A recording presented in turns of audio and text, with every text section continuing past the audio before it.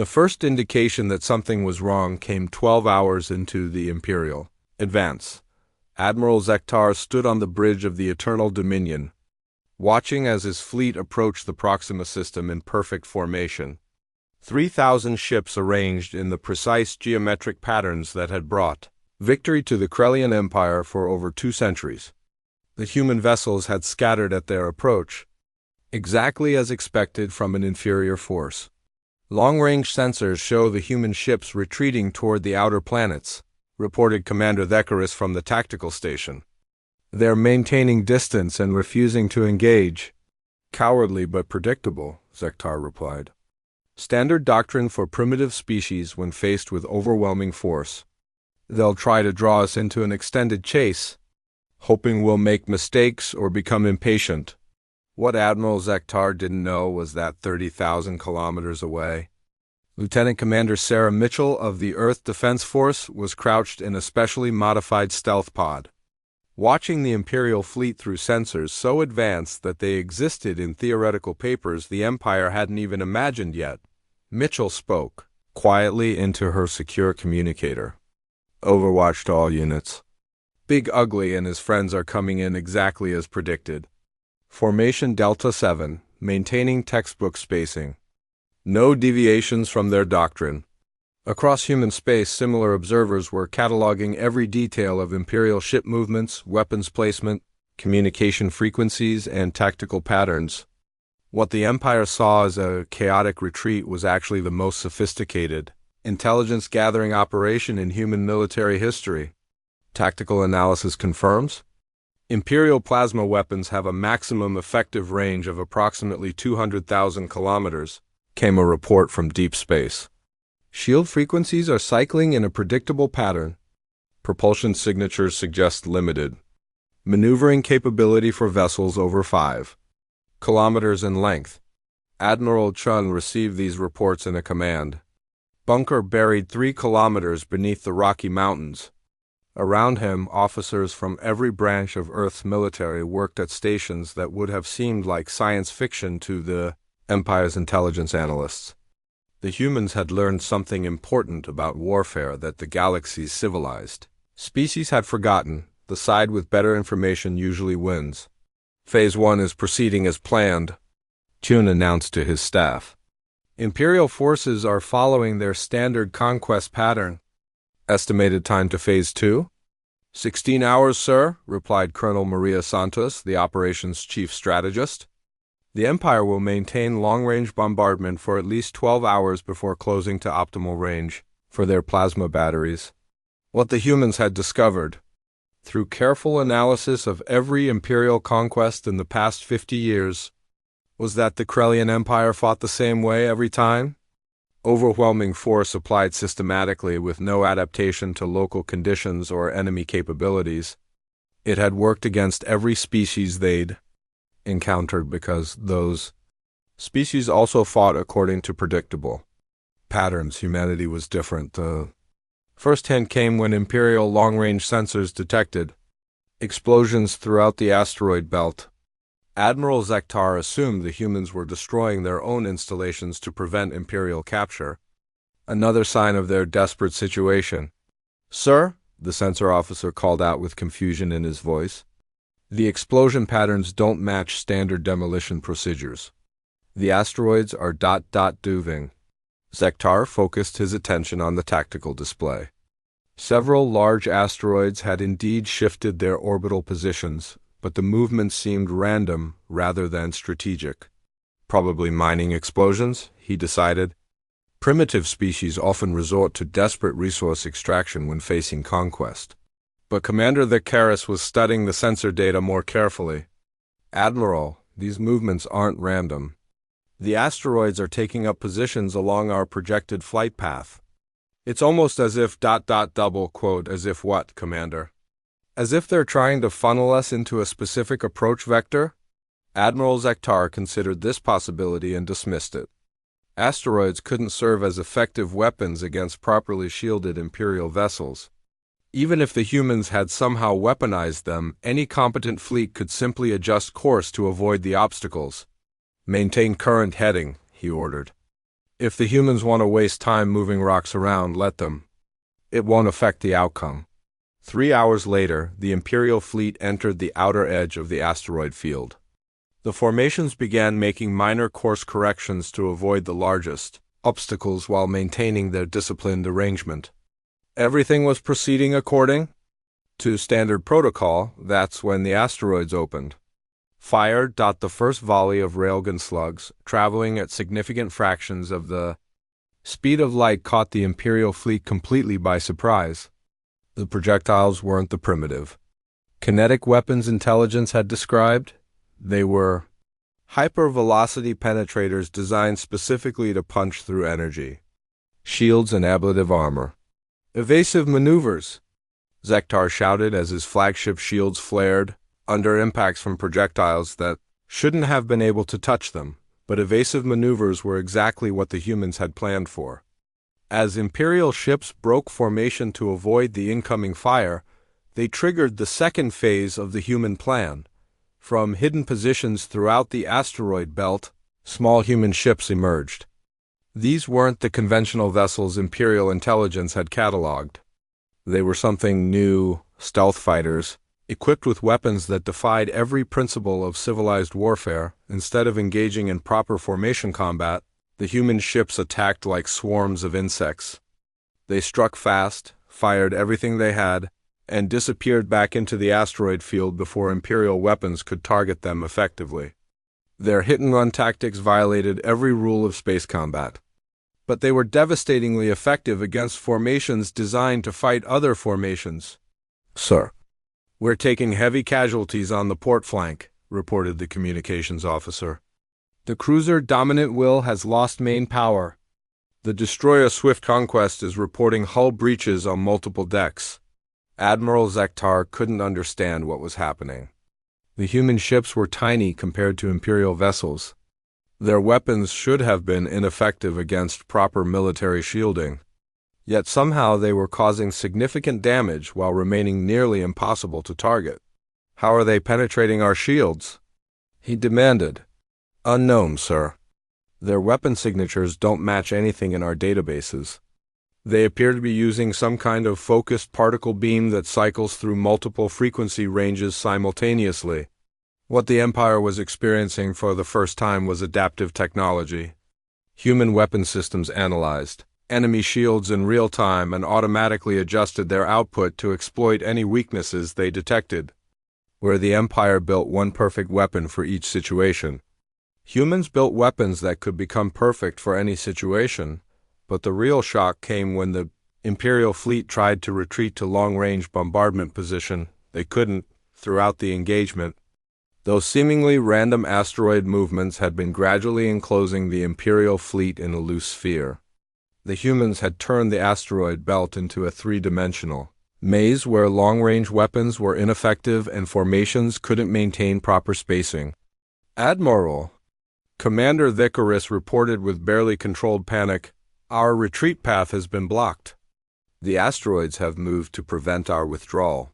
For the first time in his military career, Admiral Zektar faced an enemy that had successfully trapped a superior force. The humans had used their supposed weakness, small, fast ships that couldn't match Imperial firepower, as a strength in an environment where Imperial advantages were neutralized. The communication system crackled with an incoming transmission on Imperial frequencies. The image that appeared wasn't Admiral Chun or any other uniformed human officer. Instead, it showed a figure in strange camouflage clothing with face paint that made identification difficult. "Admiral Zektar," the human spoke in accented but fluent Krellian. "I am Colonel Jack Mason, United States Army Special Forces. You are now in engagement with elements of the 1st Special Forces Operational Detachment, better known as the Green Berets. We've been studying your tactics for quite some time." Zektar's mandibles clicked in confusion. This didn't match any intelligence profile of human command structure. Military communications should come through proper channels, not from individual soldiers in field uniforms. Colonel Mason continued with what humans would recognize as a slight smile. "Your empire has conquered 17 species using the same playbook every time. Overwhelming force, predictable formations, standard siege protocols. That works fine against enemies who fight the same way you do. But you've never faced an asymmetric warfare specialist before. The tactical display showed Imperial casualties, mounting as more human ships emerged from concealment throughout the asteroid field. Each attack was precisely coordinated despite the apparent chaos of their movements. You see, Admiral, while your intelligence was cataloging our conventional forces and dismissing them as primitive, they completely missed our real military capability. We call them Special Operations Forces. Rangers, SEALs, Delta, Green Berets, and about 30 other groups your people have never heard of. Images began appearing on the Admiral Zektar's 4 eyes focused on the holographic display showing the small blue planet designated as Terra by its inhabitants. The humans called it Earth. His scaled fingers drummed against the command console of the Imperial Dreadnought. Eternal Dominion as he reviewed the intelligence reports for the 3rd time. This cycle, pathetic, he muttered in the guttural language of the Krellian Empire. How did such a weak species even manage to leave their homeworld? The intelligence data painted a picture of a civilization that barely qualified for membership in the galactic community. Humans had only achieved faster-than-light travel 50 years ago. Their military consisted of primitive kinetic weapons and chemical propellants. Most laughably, they still fought wars among themselves over resources and territory that any civilized species would simply negotiate for through proper channels. Captain Vexry, his second-in-command, approached with additional reports. Her reptilian features showed the same disgust that Zektar felt. The humans have responded to our ultimatum, Admiral. They refuse to surrender their outer colonies and accept Imperial protection. Zektar's mandibles clicked in amusement. The Krellian Empire had expanded across 17 star systems, bringing order and civilization to countless primitive worlds. Their plasma cannons could reduce entire continents to glass. Their shields could deflect anything short of a supernova. Yet these humans, with their tiny fleet of barely functional warships, dared to defy them. "Show me their response," Zektar commanded. The hologram shifted to display a human male in a simple blue uniform. The human had short gray hair and calm eyes that reminded Zektar of the prey animals on his homeworld, just before they were devoured. The humans spoke in their primitive language, which the translation systems rendered into proper Krellian. "I am Admiral Marcus, Chun of the United Earth Defense Force. We have received your demands for surrender and submission to Imperial rule. Our response is simple. Earth and her colonies will remain free and independent. We do not seek conflict, but we will defend our sovereignty with everything we have." Zektar laughed, a harsh sound that echoed through the bridge. "Everything they have? Their entire fleet consists of maybe 200 vessels. We have 3,000 ships in this battle group alone." The human continued speaking. "If the Krellian Empire insists on aggression, you will discover that humanity has survived and thrived not because we are the strongest or the fastest, but because we are adaptable. We learn, we improvise. And when pushed to the edge, we do whatever it takes to protect our own."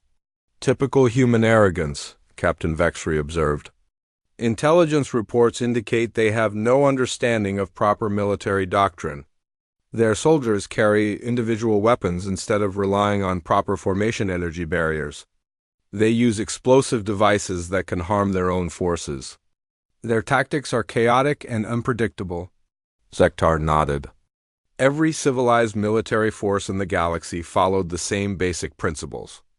Overwhelming firepower applied with precision. Energy shields to protect advancing forces. Coordinated formation fighting that maximized efficiency while minimizing casualties. These humans seemed to reject every logical approach to warfare. The intelligence files showed human military exercises that made no sense to any trained strategist. Soldiers crawling through mud and debris instead of advancing in proper formation. Small units operating independently rather than as part of a larger coordinated force. Most bizarre of all, humans seemed to pride themselves on fighting in conditions that would cripple any sensible military force. Their psychology profiles are equally baffling, Vexry continued. They seem to view impossible odds as motivation rather than cause for surrender.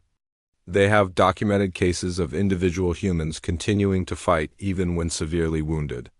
Some have even been observed attacking superior forces with nothing but primitive melee weapons.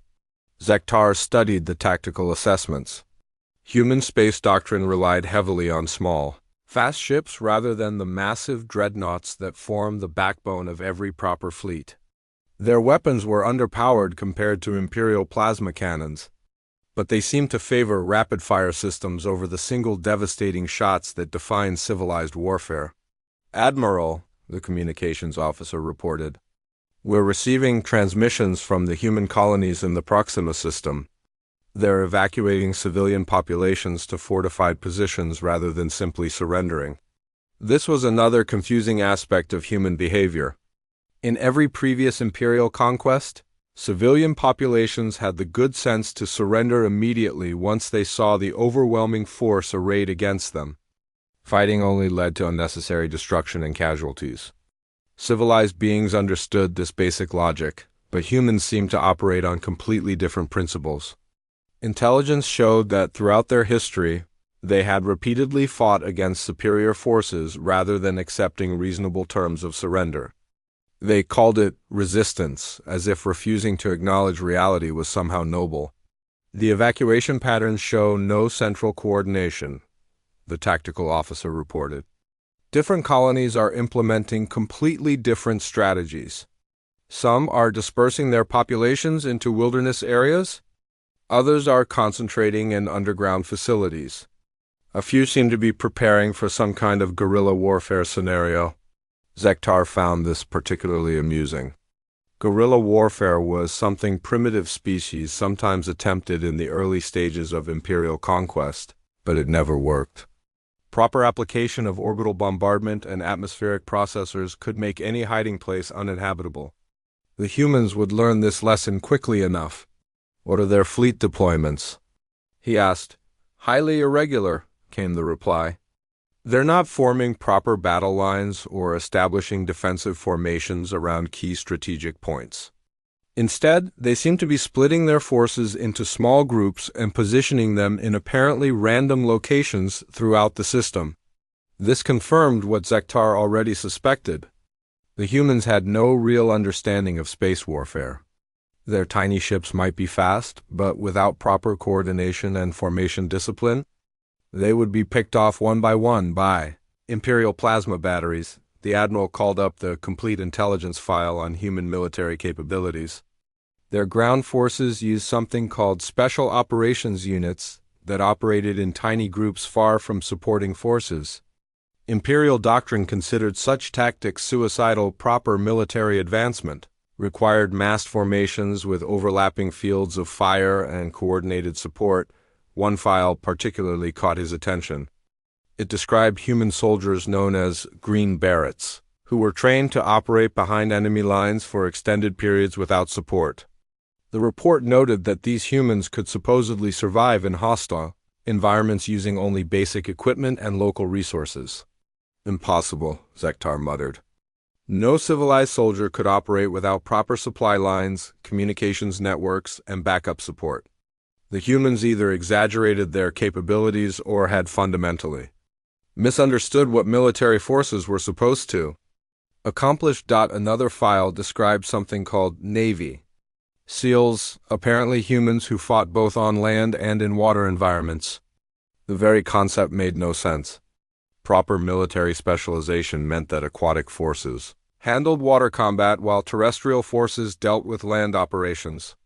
Attempting to do both would result in reduced efficiency in all environments. Most concerning was a reference to something called Delta Force and other units that were so secretive that even the intelligence reports contained mostly speculation and rumor.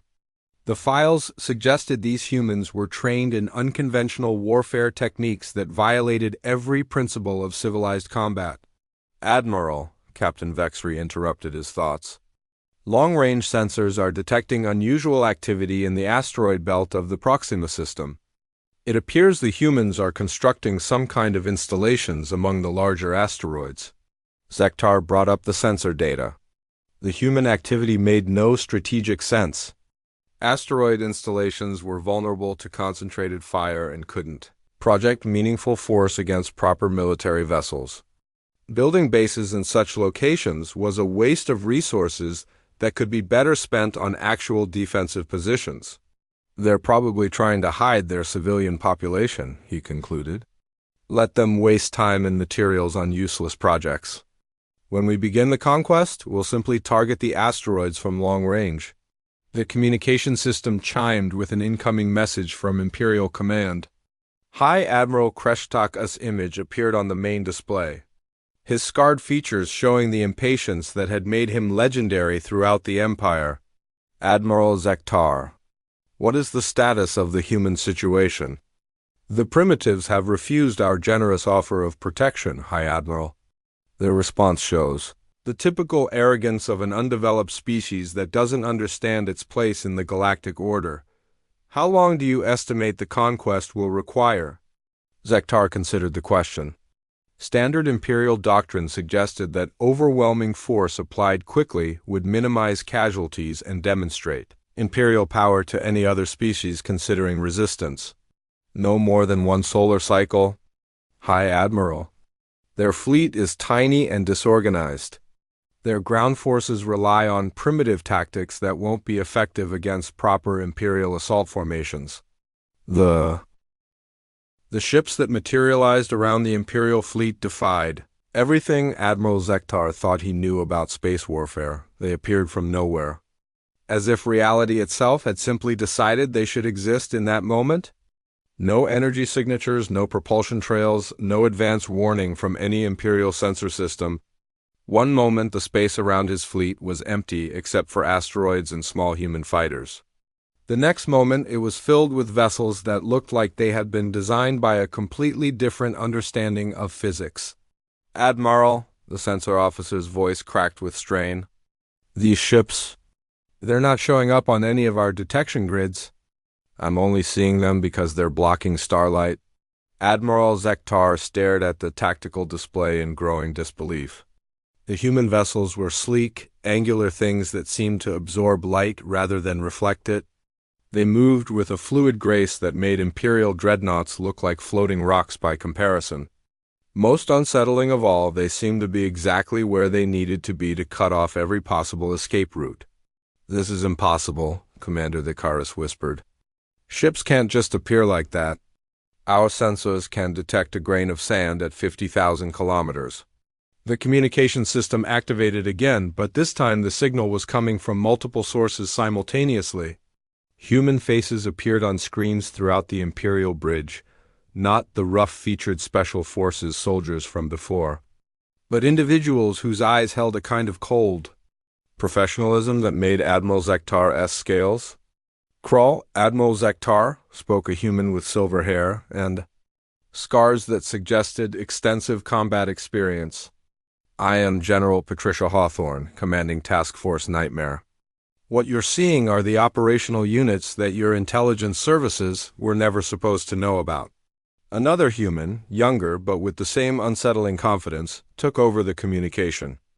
Lieutenant Colonel David Chun, 1st Special Forces Operational Detachment, Delta Force. We've been tracking your fleet since you entered human space. Every movement, every communication, every tactical decision has been monitored and analyzed. Admiral Zektar found his voice. Your ships. How are they invisible to our sensors? Adaptive stealth technology, replied a third human. This one wearing what looked like a standard flight suit, but speaking with absolute authority. Major Lisa Park, 160th Special Operations Aviation Regiment.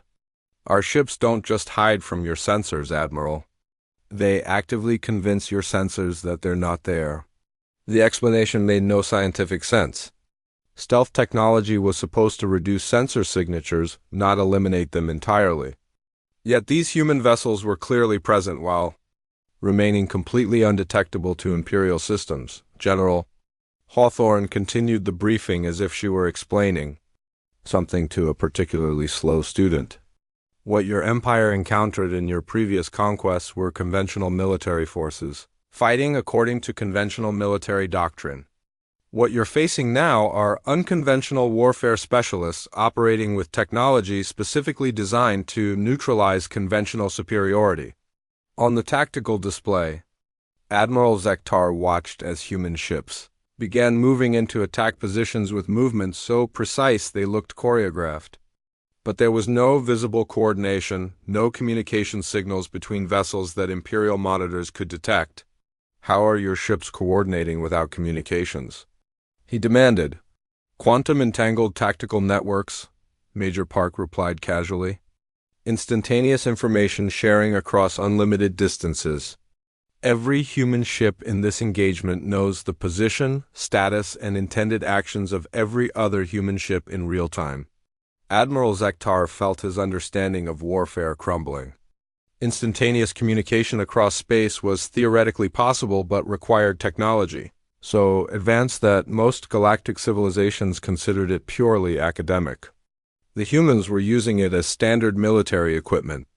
"Your formations are impressive, Admiral," General Hawthorne observed. "Very disciplined, very predictable. Perfect for fighting enemies who also use formations. Unfortunately for you, we stopped fighting in formations about 200 years ago." As if to demonstrate her point, the human ships suddenly scattered in all directions with no apparent pattern or coordination. Yet within seconds they had repositioned themselves so that every Imperial vessel was being targeted from multiple angles simultaneously. This is the difference between conventional and unconventional warfare, Lieutenant Colonel Chun explained. Conventional forces try to bring superior firepower to bear on specific targets. Unconventional forces make the enemy's firepower irrelevant by refusing to be where the enemy expects them to be. The attack, when it came, was unlike anything in Imperial military experience. Instead of exchanging volleys of plasma fire at maximum range like civilized opponents, the human ships closed to point-blank range faster than Imperial targeting systems could track. Their weapons weren't the energy cannons that defined galactic warfare, but something far more devastating. "Kinetic penetrators," reported the tactical officer in a voice filled with disbelief. "Relativistic velocity, guided projectiles. They're punching through our shields like they weren't even there." But the real shock came when Admiral Zektar realized that the humans weren't trying to destroy his ships. They were surgically disabling them. Each Imperial vessel was being hit with precisely targeted strikes that knocked out weapon systems, propulsion, and communications while leaving life support and structural integrity intact. It was a level of precision that required not just advanced technology, but perfect knowledge of Imperial ship design and systems. "How do you know exactly where to target our ships?" Admiral Zektar asked, though he was beginning to suspect the answer. "We've had technical specifications for every Imperial vessel class for the past 3 years," Major Park replied matter-of-factly. "Amazing what you can learn when you have people who specialize in acquiring information from heavily defended locations." The implications were staggering. Human intelligence operatives had somehow infiltrated Imperial shipyards, research facilities, and classified databases without anyone noticing. While the Empire had been gathering surface-level information about human conventional forces, the humans had been stealing the Empire's deepest military secrets. "Phase 3 is now commencing," announced General Hawthorne. "Admiral, you're about to see what happens when American Special Operations Forces stop playing defense." Throughout the Imperial fleet, systems began failing in cascade patterns that defied all explanation. Ships that had been operational moments before suddenly found themselves completely helpless as power grids, weapon systems, and life support began shutting down in carefully orchestrated sequences. "Sir," the communications officer reported with panic clear in his voice, "it's not weapons fire. Something is attacking our systems from inside the ships themselves." "Cyber warfare," Lieutenant Colonel Chun explained helpfully. "We've been inside your computer network since before this engagement began. Every Imperial ship is now running software updates that we designed specifically for this occasion." Admiral Zektar watched. his mighty fleet being systematically neutralized by an enemy force that seemed to exist in multiple dimensions simultaneously. The humans were attacking from outside with weapons that ignored Imperial defenses, from inside with infiltration teams that had somehow bypassed all security measures, and through cyberspace with computer systems that were rewriting Imperial software in real time. "This is what you get," General Hawthorne continued, "when you threaten a species that has spent its entire history fighting enemies with superior technology. We've had practice dealing with opponents who outgunned us. Lots of practice." Images began appearing on the communication screen, historical footage of human military operations that Imperial intelligence had somehow completely missed. Small teams of humans infiltrating facilities that should have been impossible to breach. Individual soldiers accomplishing objectives that should have required entire armies. Technology being deployed that was decades in advance of anything Imperial scientists had theorized. "The Green Berets you met earlier?" Colonel Mason's voice came through the communication system. "There are basic special operations forces. What you're fighting now are the people who train the trainers." "Navy SEALs?" Master Chief Peterson added. "We handle the jobs that other special forces consider impossible." "Delta Force?" Lieutenant Colonel Chun's image reappeared. "We're the people who get called when the SEALs need backup." Admiral Zektar realized with growing horror that the human military operated on completely different principles than any civilized force. Where the Empire built larger ships with bigger weapons, humans built smaller, faster, more adaptable systems. Where the Empire relied on overwhelming superiority, humans specialized in making superiority irrelevant. "You wanted to know about the American Boogeymen," General Hawthorne said as the last Imperial weapon systems went offline. "They're the reason that in over 10,000 years of recorded galactic history, no species has ever successfully invaded Earth. They're the reason human colonies have never fallen to external conquest. They're the people who make sure that humanity's enemies wake up at night wondering if today is the day they made a fatal mistake." The tactical display now showed the Compal